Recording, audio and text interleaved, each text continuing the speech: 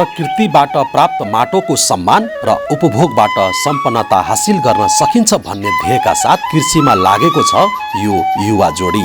आफ्नो कर्ममा विश्वास गर्ने यी युवाद्वय मोहन बस्नेत र आशिष अधिकारीले काठमाडौँको कीर्तिपुर नगरपालिका वडा नम्बर 4 झुलपोखरीमा 2075 साल माघदेखि 3 star agro production and suppliers private limited सञ्चालनमा ल्याउनु भएको छ। विदेशको रोजगारी भन्दा स्वदेशमै तरकारी खेतीमा भाग्य र भविष्य देख्न सकिन्छ भन्ने विश्वास लिएर बिजनेसमा मास्टर गरेका आशिष अधिकारी तरकारी खेतीमा जुट्नु भएको हो। राजनीतिक आन्दोलन भोगेका र सहभागी भएका अर्का मोहन बस्नेत काठमाडौँको हात्तीवनमा 40 रोपनी जग्गा लिजमा लिएर कृषि पेसामा लाग्नुभयो। यही माटोमा रगत र पसिना भिजाउने लक्ष्यका साथ तरकारी खेती मार्फत सुन्दर भविष्यको खोजीमा लागेको बताउने बस्नेत आफ्नो रोजाइप्रति सन्तुष्ट देखिनुहुन्छ। म चाहिँ मोहन बस्नेत, मेरो स्थायी घर चाहिँ ओखलढुङ्गा र चाहिँ यहाँ चाहिँ अहिले कीर्तिपुर 4 झुलपोखरीमा चाहिँ 3 स्टार एग्रो प्रोडक्सन सप्लायर्स प्रणालीको चाहिँ अध्यक्ष। अब विदेश त्यही भन्दैछ, अब पढे लेखेको साथी झनै उहाँ मभन्दा अझै एजुकेसनमा अझै धेरै पढ्नुभएको साथी पनि यहीँ अब यो कृषि खेतीमै चाहिँ लाग्नुपर्छ भनेर चाहिँ लाग्नुभएको छ। अब लगभग हामी चाहिँ अब गाउँले एउटा परिवेशबाट काठमाडौँमा छिर्दाखेरि चाहिँ अब एउटा कामको खोजी गर्ने क्रममा चाहिँ एउटा एग्रिकल्चर पार्टमा चाहिँ समात्न पुग्यो होइन। त्यसपछि चाहिँ यसलाई चाहिँ अब एग्रिकल्चर भनेको एउटा चाहिँ पञ्चतत्त्वमध्येको एउटा तत्त्व पनि हो। अब यो तत्त्वलाई चाहिँ एउटा चाहिँ यो सबै कुरा सबै थोकले चाहिँ सबैलाई चाहिने हुनाले एउटा चाहिँ सामान्य नागरिकदेखि एउटा चाहिँ ऊ माथिल्लो पदमा सम्म रहने व्यक्तिलाई चाहिँ यो एग्रिकल्चर पार्ट चाहिँ सबैलाई चाहिने हुनाले चाहिँ यसमा लाग्नुपर्छ भन्ने एउटा सोच विचार आएको हुनाले यसमा लागि। देशको युवा जनशक्तिलाई स्वरोजगार बनाउन राज्यले विभिन्न पहल कदमी गर्दै आएको भए पनि यस क्षेत्रमा आशातीत सफलता प्राप्त गर्न अझै नसकिएको स्थितिमा बस्नेत र अधिकारीको उद्यमशीलताले युवा मनोविज्ञान र देश प्रेमलाई सङ्केत गरेको पाइन्छ। हाम्रो एउटा स्लोगन पनि छ, एउटा हाम्रो कम्पनीको नारा पनि छ, उत्पादनदेखि उपभोक्तासम्म होइन। जस्तो हामीले यो जिरो लेभलबाट उत्पादन गरेको कुराहरू चाहिँ अनि त्यहाँ आउने विभिन्न समस्याहरू हुन्छन्। बजारको समस्या, ढुवानीको समस्या छ, विभिन्न मलखादहरूको समस्याहरू छन्। यी समस्याहरूलाई चाहिँ न्यूनीकरण गर्ने र यसलाई न्यूनीकरण गर्नको निम्ति चाहिँ अब त्यो अब हजुरले भने जस्तो अब चाहिँ हलो जति खाइमा पनि के भन्दै हुनुहुन्थ्यो नि, त्यो कुराहरू नहोस् भनेर एउटा पढे लेखेको युवाहरू चाहिँ चाहिने आवश्यकता ठहरिएर चाहिँ यसमा यो एग्रिकल्चरमा चाहिँ फेरि सबै कुराहरू यो पेस्टिसाइड्सहरू जसरी हाल्नुपर्छ यसमा पुरा ज्ञान चाहिन्छ। यो पेस्टिसाइड्सहरू जति छन् औषधिहरू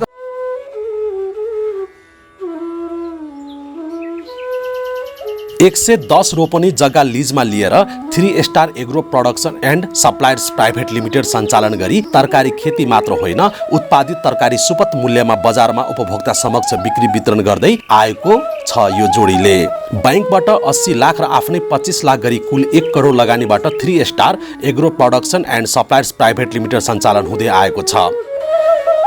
भूमि व्यवस्था तथा कृषि सहकारी मन्त्रालय बागमती प्रदेश हेटौडाले कृषिका लागि प्रदान गरेको अनुदानले कृषि गर्न केही राहत मिलेको छ।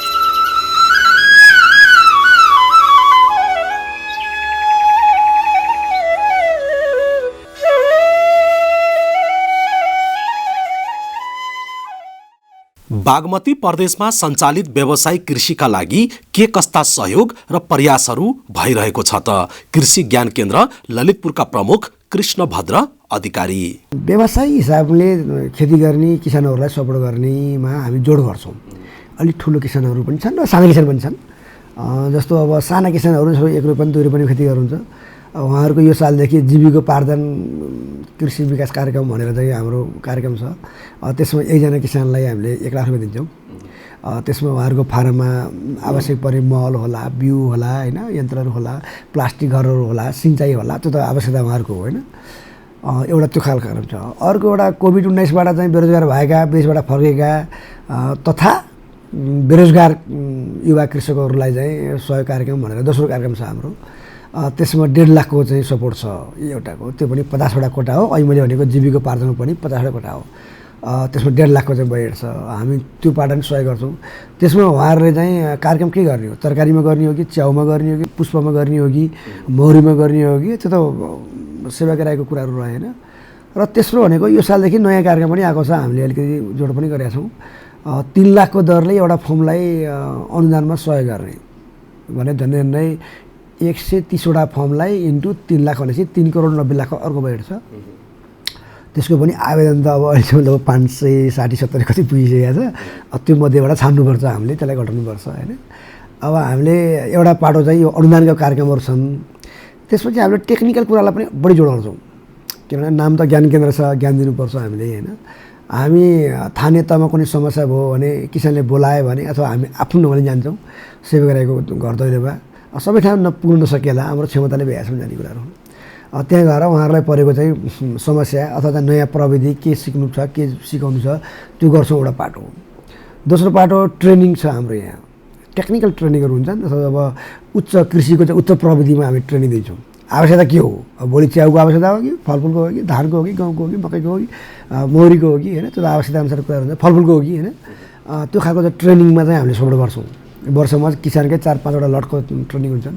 अब आज मात्रै शैक्षिक दियो हामीले बिउ बिजन व्यवसाय एउटा ट्रेनिङ छन् 2टा, अनि विषादी यो एग्रोबेट खोल्ने जुन बिख बेच्ने पसलहरूलाई उनीहरूलाई ट्रेनिङ गर्छौँ। फलफुलका ट्रेनिङ हुन्छन्। ट्रेनिङ गर्ने अरू निकाय पनि छन्, हामीलाई सहभागी पठाइदिए भन्छन्, हामी त्यो ढङ्गले पठाउँछौँ। कृषि तथा पशुपन्छी विकास मन्त्रालय अन्तर्गत सञ्चालित विभिन्न व्यावसायिक कृषि फार्महरूलाई केही फार्महरूलाई परिमार्जन गर्नुपर्ने बताउँदै मन्त्रालयका सचिव डाक्टर शरण कुमार पाण्डेले व्यावसायिकरणमा जाँदा ठूला ठूला फार्महरू पनि आवश्यक पर्ने भएको हुँदा एकीकृत रूपमा मोडल फार्महरूलाई निरन्तरता दिइरहेको जानकारी दिनुभयो। हामीले व्यवसायीकरण भनिरहँदाखेरि हामीलाई के लाग्छ भने व्यवसायीकरणमा हामी जाँदै गर्दाखेरि ठुला ठुला फार्महरू पनि आवश्यक पर्ने हुन्छ, ठुला ठुला फार्महरू बिग फार्महरू पनि आवश्यक पर्ने हुन्छ।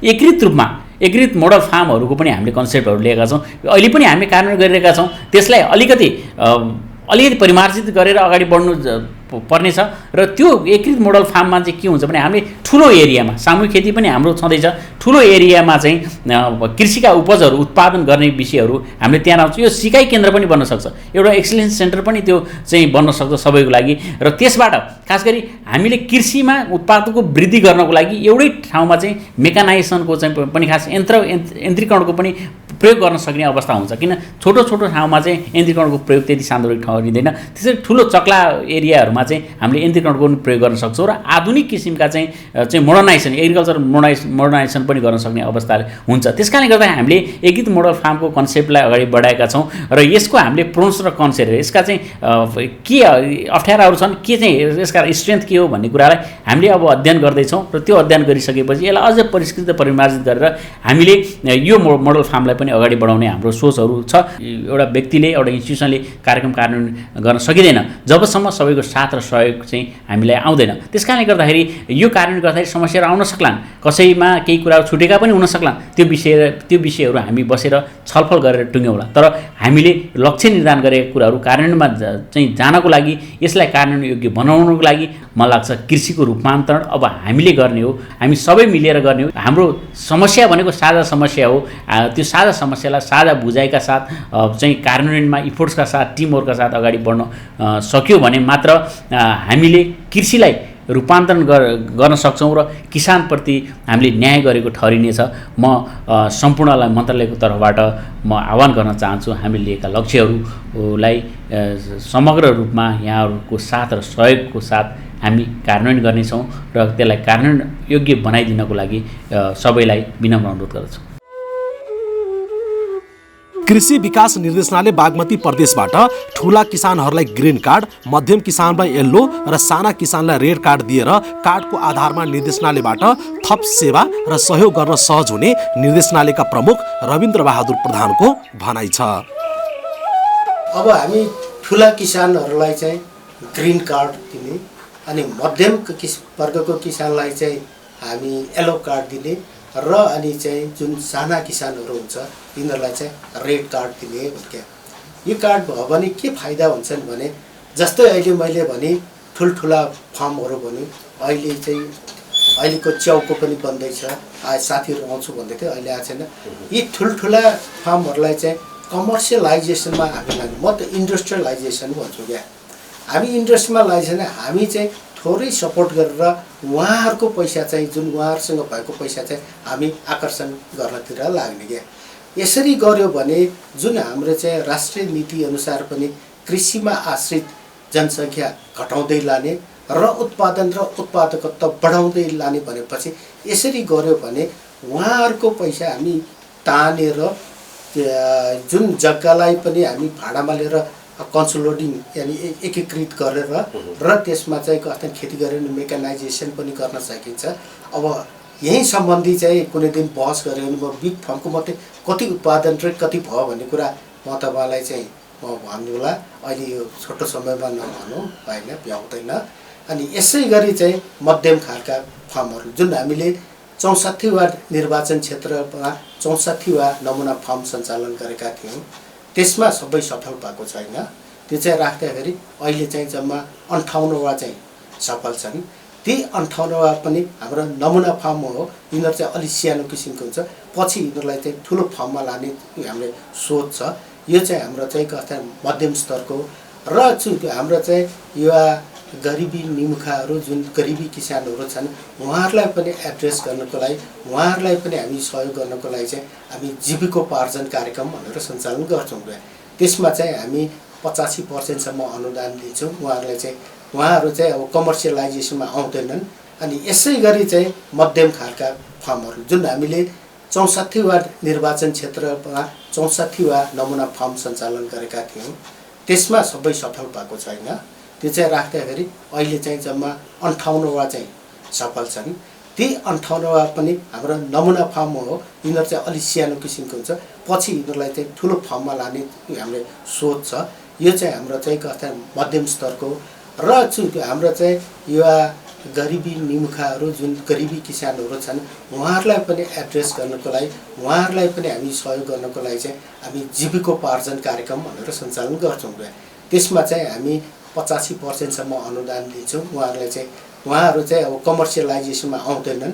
उहाँहरूलाई चाहिँ बिउ दिन्छौँ, मल दिन्छौँ, साना प्लास्टिक घरहरू बनाइदिन्छौँ ताकि उहाँहरूले चाहिँ अलिअलि गर्न सकोस् भनेर यसरी जाने हाम्रो सोच छ। साथै यी सबै चिजमा चाहिँ हामीले चाहिँ अघि मैले भने जस्तै सिँचाइको सुविधा अनि मेकानाइजेसनको लागि चाहिँ औजारहरूमा नि सर्टेन अनुदानहरू र अन्य चिजहरू चाहिँ हामी सानोतिनो सपोर्ट पनि हामीले गर्ने हाम्रो लक्ष्य लिएका छौँ।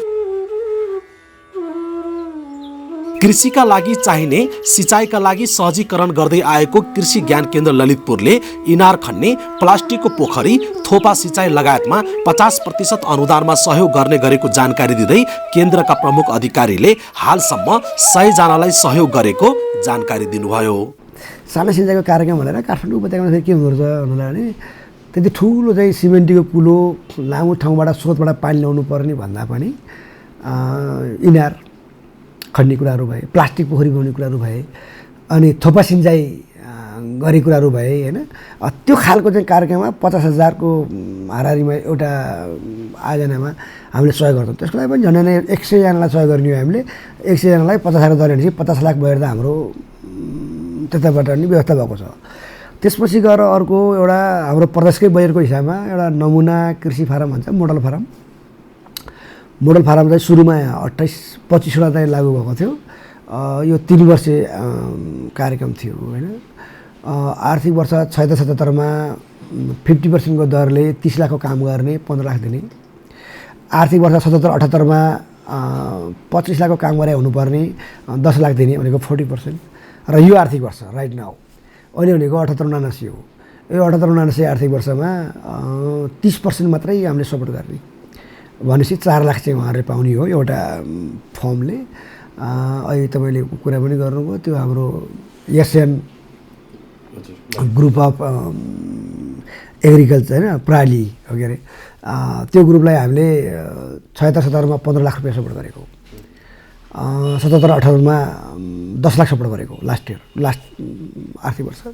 यो आर्थिक वर्षमा हामीले 4 लाख चाहिँ सपोर्ट गर्ने हाम्रो टार्गेट छ। हजुर हो, त्यो नमुना कृषि फारम जुन मैले 25वटा भने 25 मध्येको एउटा त्यो हो होइन। नमुना कृषि फारममा नि कथा छैन भने कति धेरै चाहिँ डोमिनेन्ट चाहिँ तरकारीको छ, च्याउको पनि छ, पुष्पको पनि छ। हाम्रो पहिलो कुरा हामी अनुदान दिने कुरामा हामी 100% नै सदुपयोग होस् भन्ने चाहन्छौँ होइन। सदुपयोग गरेको फर्म हो त्यो राम्रो फर्म र हाम्रो सहयोगभन्दा पनि उहाँहरूले अनुदानको हिसाबमा भन्दा पनि उहाँहरूको आफ्नो लगानीको हिसाब बढी छ। यता हालै मात्र सार्वजनिक गरेको कृषि तथा पशुपन्छी विकास मन्त्रालय बागमती प्रदेशको 51 बुँदे मार्गचित्रबारे जानकारी दिँदै मन्त्रालयका सचिव डाक्टर पाण्डेले कृषि क्षेत्रको आमूल परिवर्तनका लागि कृषि ऐनलाई अगाडि बढाइएको भन्दै कृषिमा अनुदान दिने र अनुदान पाउने कोही पनि खुसी हुन नसकेको भन्दै अनुदानको वितरण प्रणालीलाई परिमार्जन गर्ने गरी तयारी अगाडि बढाइएको जानकारी दिनुभयो।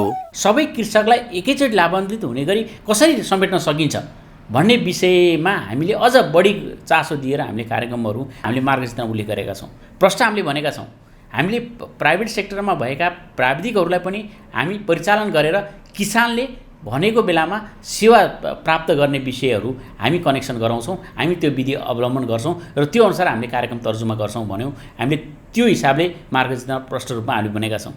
हामीले ऐनहरू तर्जुमा गर्नुपर्छ। ऐन बिना हामीले आफ्नो विधिले चाहिँ आफ्नो विचारले हामीले कार्यान्वयन गर्न सक्छौँ। एउटा विधि चाहिन्छ, ऐन नियम तर्जुमा गर्नुपर्छ भन्ने हिसाबले हामीले लाग्यौँ र हामीले नयाँ ऐनहरू कृषिमा समग्र कृषिको क्षेत्रलाई गाइड गर्ने हिसाबले एउटा कृषि विकास ऐन आवश्यक पर्छ भन्ने हिसाबले मार्गदर्शन लिएको र हामीले त्यसले अनुदानको विषयलाई पनि त्योभित्र समेटिन्छ। हामीले अनुदानको आचार संहिता पनि बनाउने कुरा गऱ्यौँ। अनुदान ग्राहीले के कुराहरू आचार संहिताभित्र पर्छ, कस्तो किसिमका चाहिँ व्यक्तिलाई हामीले अनुदान दिने भन्ने विषयमा पनि मार्गचित्र चाहिँ हामीले आएको छ र हामीले त्यो अनुसार ऐन कार्यान्वयनको लागि ऐन बनाउनको लागि हामीले प्रक्रिया अगाडि बढाइसकेको अवस्था छ। त्यस्तै गरी अब हामीले के भयो विगतमा भने अनुदान भन्यौँ, अनुदानको पछाडि हामी हिँड्यौँ, अनुदान दियौँ पनि, अनुदान लिने पनि खुसी छैन, दिने पनि खुसी छैन र अनुदान बाहिरबाट हेर्ने मान्छे पनि खुसी छैन। तर अब हामीले यसलाई केही न केही एउटा वैज्ञानिक विधि बनाएर यो अनुदानलाई प्रवाह गर्नुपर्छ भन्ने विषयलाई हामीले छलफलमा ल्यायौँ र हामीले के गर्यौँ भने कृषकको वर्गीकरण सबैभन्दा चाहिँ महत्त्वपूर्ण कुरो हो भने कृषकको एउटा पहिचान गरौँ, वर्गीकरण गरौँ र हामीले कसरी गरौँ भन्ने विषयमा पनि हामीले मार्गदर्शन स्पष्ट रूपमा भनेका छौँ र हामीले त्यो कार्यविधिहरू तयार गर्दैछौँ।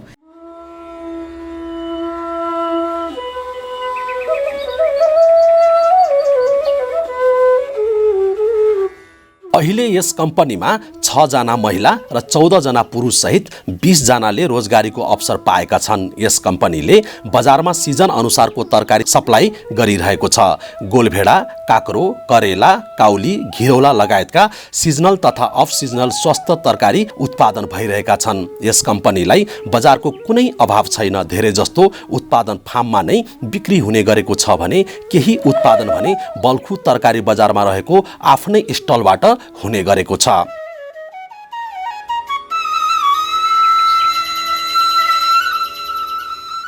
अनुदान लिनको लागि सफल भयो भनौँ न, अब पर्यो होइन। अब हामी जो उहाँ पढे लेखेको एउटा युवा पनि हुनुहुन्छ, म आफै पनि एउटा युवा नै छु होइन।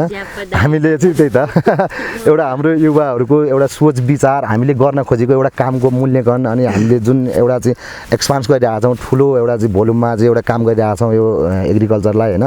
त्यो हेरेर उहाँहरूले चाहिँ एउटा हामीलाई यो एक निर्वाचन एक प्रदेश नमुना मोडेल फार्म भनेर चाहिँ एउटा सब्सिडी जुन 15 लाख चाहिँ हामीले लिइसकेका छौँ।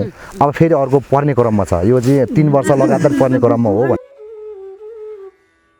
उत्पादनको लागि आवश्यक गुणस्तरीय बिउ कम्पनी आफैले उत्पादन गर्दै आएको छ। उत्पादनदेखि उपभोक्तासम्म भन्ने नाराका साथ 3 star agro production and supplies private लिमिटेडका कामहरू गर्दै आएको छ। हाम्रो जस्तो देशमा चाहिँ पढ्ने बित्तिकै जागिर खानुपर्छ, विदेश जानुपर्छ भन्ने जुन हाम्रो आजको युवा पुस्ताको सोच छ, त्यो सोचलाई परिवर्तन गर्नुपर्छ र देशमै केही गर्नुपर्छ भन्ने हिसाबले आफ्नो देशमै केही योगदान गरौँ भन्ने हिसाबले काम गर्दै जाँदाखेरि अब के गर्ने त भने नेपालमा चाहिँ वर्षेनी अर्बौँ अर्बको तरकारीहरू आयात भइरहेको अवस्था र भोलिको अवस्थामा पनि हामीले यदि उत्पादन गरिसक्यो भने बजारको सम्भावना प्रचुर सम्भावना देखेर ल आफै नै सानो आफ्नै देशमा थोरै लगानीबाट व्यवसाय सुरु गरौँ भन्ने हिसाबले सुरु गर्दै जाँदाखेरि आज 3 स्टार बन्न पुगेर हामी यहाँसम्म आइपुग्यौँ। यत्रो धेरै पढेर पनि किसान खेतीमा लाग्नु भएको छ, कस्तो खुसी लाग्यो मलाई त। होइन यो अध्यक्षज्यू, हजुर हजुर, पछि त अब यत्रो खेती गर्नलाई त पढे लेखा मान्छे नि चाहिँदो रहेछ होइन त?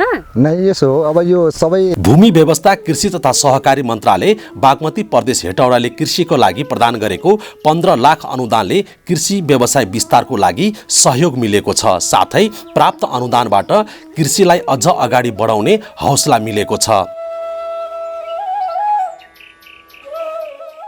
आजसम्मको सोचमा बाहिर जाने भन्दा पनि आफ्नो देशमै केही गर्ने, उत्पादन बढाउने र के अरे अरू युवा पुस्तालाई पनि मोटिभेट गर्ने भन्ने नै हो।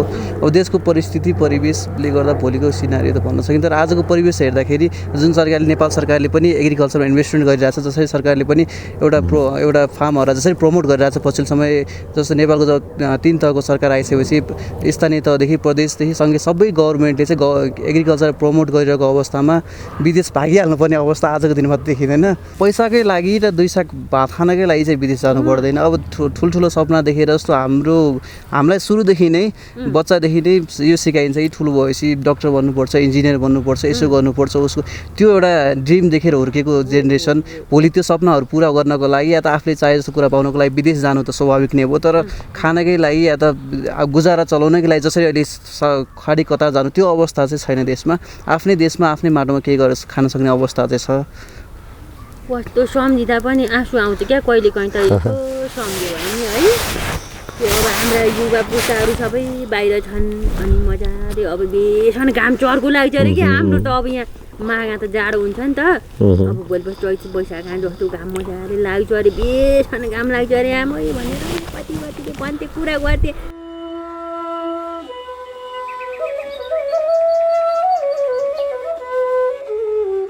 त्यस अनुदानबाटै तरकारीको साथै अब कागती र फ्लोरिकल्चरको व्यवसाय गर्न तयारी भइरहेको छ। कोरोना महामारीको कारणले कृषि क्षेत्रमा ठूलो समस्या ल्याएको र किसानहरू पनि त्यसको चपेटामा परेका बेला आफ्नो व्यवसाय पनि समस्यामा परेकोमा चिन्तित छन्। साथसाथै पुनरुत्थान योजना समेत उहाँहरूमा रहेको छ। सरकारले कृषि क्षेत्रमा भएको हालको मल नपाउने, बजार मूल्य नपाउने, कृषिका लागि आवश्यक औजार नपाउने, राम्रो बिउ बिजन नपाउने, औषधि विषादी नपाउने जस्ता विभिन्न समस्या हल गरिदिए भविष्यमा कृषि क्षेत्रलाई अगाडि बढाउन आवश्यक रहेको उद्यमीको भनाइ छ।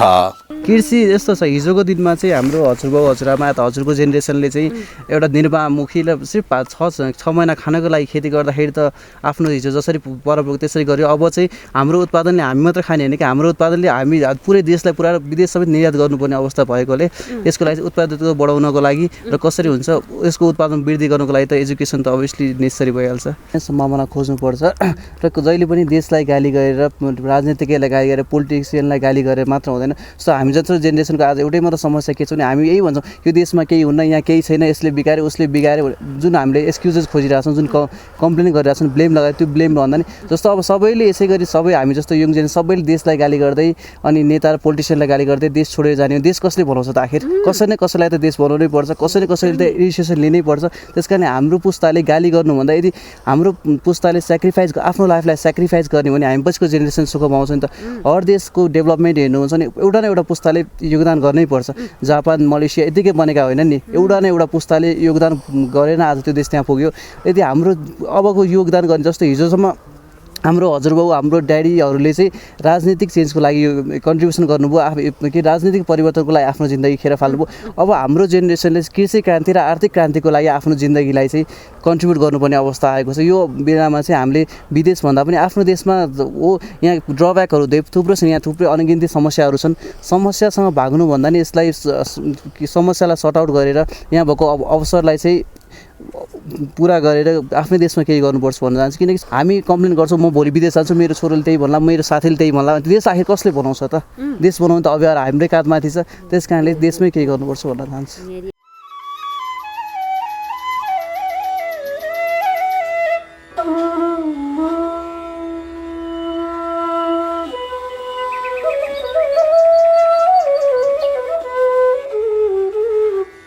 कृषि क्षेत्रमा सहभागी 3 star agro production and suppliers private लिमिटेडको अभियान अरू युवाको लागि प्रेरणाको स्रोत समेत बनेको छ। यस कार्यको लागि सहयोग गर्ने बागमती प्रदेश सरकार भूमि व्यवस्था कृषि तथा सहकारी मन्त्रालय, कृषि विकास निर्देशनालय तथा ज्ञान केन्द्र लगायत सबै सरोकारवालाहरूप्रति सञ्चालक आभारी देखिनुहुन्छ। यो युवा जोडीले अब यसैमै भाग्य र भविष्य देख्नु भएको छ। युवाले चाहे आफ्नै देशमा हिरा फलाउन सकिन्छ भन्ने यो उत्कृष्ट उदाहरण पनि बनेको छ।